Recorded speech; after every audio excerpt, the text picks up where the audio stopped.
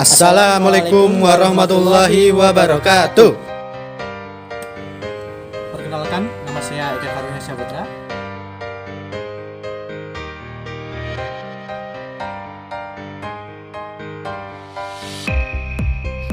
Perkenalkan, nama saya Nova Andrianto.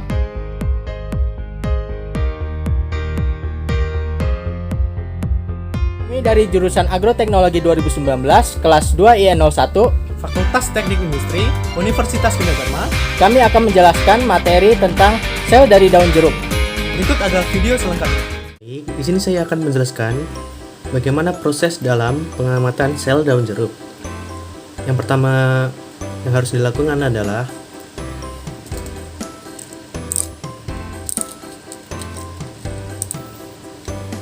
potong daun jeruk menjadi beberapa bagian kecil.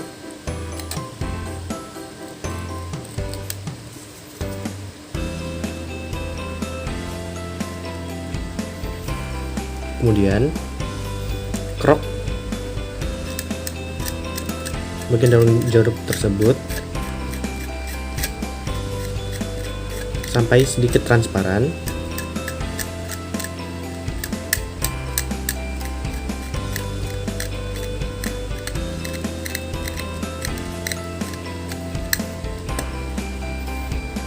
Jika sudah dirasa cukup, maka potong kembali bagian daun jeruk yang transparan tersebut. Jangan lupa berhati-hati dalam memakai pisau.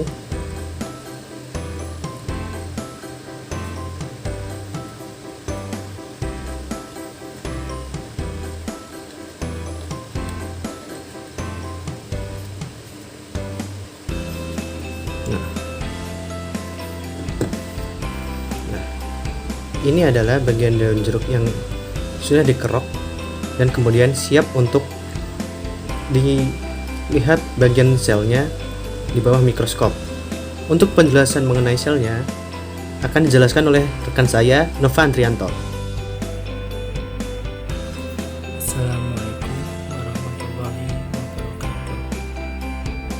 Perkenalkan, saya Nova Andrianto. Saya akan menjelaskan tentang pengamatan sel pada daun jeruk. Berikut gambarnya. Daun jeruk ini berbentuk bulat lonjong menyerupai telur, berwarna hijau tua dan terlihat tebal. Tidak terdapat bulu pada kedua sisi daun, dan tulang daun berbentuk menyirip beraturan, walaupun ada juga yang berselang-seling. Daun jeruk ini juga mengandung aroma minyak esensial sejenis citrus dan citronella. Karena mengandung citronella, aroma daun jeruk mampu digunakan untuk mengusir nyamuk. Daun jeruk ini juga berfungsi untuk menjaga kesehatan gigi agar terhindar dari karies. Daun jeruk juga ampuh untuk meredakan kembung dan mual. Daun jeruk ini juga berkhasiat untuk proses detoksifikasi dalam tubuh. Klasifikasinya adalah divisinya Magnoliophyta, kelas Magnoliopsida, subkelas Rosidae, ordonya Sapindales, familia Rutaceae, genus Citrus, dan spesies Citrus sp. Pada pengamatan sel daun jeruk ini digunakan mikroskop dengan perbesaran 10x10.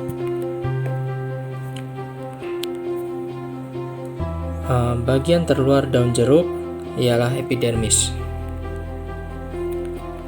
Epidermis ini terletak di bagian atas dan bawah daun. Pada daun jeruk juga terdapat berbagai sistem jaringan, yaitu derivat epidermis, mesofil, dan kelenjar. Mesofil kemudian berdiferensiasi membentuk jaringan palisade atau tiang dan jaringan bunga karang. Mesofil merupakan jaringan dasar yang bersifat parenkim dan terletak di bagian dalam epidermis. Daun jeruk bersifat dorsiventral karena jaringan tiang tersusun di bagian epidermis atas dan jaringan bunga karang terdapat pada bagian epidermis bawah. Adapun yang khas pada daun jeruk ini ialah adanya kelenjar yang mempunyai bau yang khas. Struktur Kelenjar pada daun jeruk berfungsi sebagai pengeluaran air serta senyawa-senyawa lain. Baik, selanjutnya kita bahas ke penjelasan berikutnya. Jaringan pada daun. Di sini terlihat gambar dari jaringan daun. Di sini terdapat kutikula. Kutikula merupakan lapisan berlilin yang terdapat pada permukaan batang serta daun yang dapat mencegah terjadinya kekeringan pada tumbuhan darat. Lapisan kutikula terletak pada bagian terluar sel-sel epidermis, khususnya pada bagian tumbuhan yang tumbuh di atas tanah seperti batang dan daun. Kemudian di sini ada epidermis atas dan juga epidermis bawah. Epidermis merupakan jaringan yang sederet lapisan sel yang terletak atau berada di paling luar dari tubuh tumbuhan. Pada penggunaannya, epidermis ini didefinisikan sebagai sebuah jaringan yang ada pada permukaan luar tumbuhan, baik itu akar, batang, ataupun daun. Sel pada jaringan epidermis ini memiliki bentuk yang pipih dan berderet rapi, sebanyak satu lapisan. Kemudian di sini ada mesofil. Mesofil menjadi jaringan yang penting dalam proses fotosintesis karena di dalam jaringan fotosintesis ini terdapat banyak klorofil. Klorofil atau zat hijau daun adalah pigmen yang mempunyai peran penting dalam proses fotosintesis yang dilakukan oleh daun.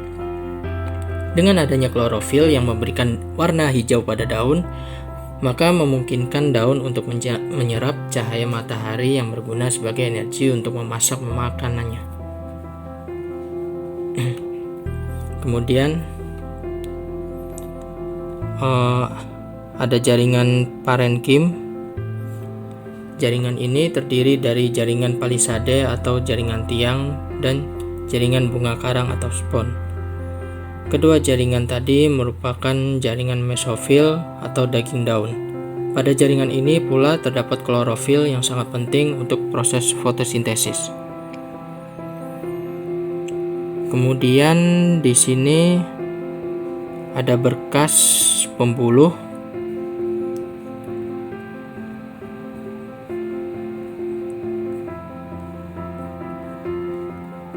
Berkas pembuluh daun terdapat pada tulang daun dan terdiri dari xilem dan floem. Tulang daun memiliki fungsi sebagai penguat daun, membentuk struktur helai daun, dan merupakan sistem transport yang berhubungan dengan sistem pembuluh pada bagian lain dari tumbuhan. Sel-sel xilem berfungsi untuk mengangkut air dan mineral dari akar ke seluruh bagian tumbuhan. Sel-sel floem berfungsi untuk mendistribusikan zat-zat organik hasil fotosintesis dari daun ke seluruh tumbuhan.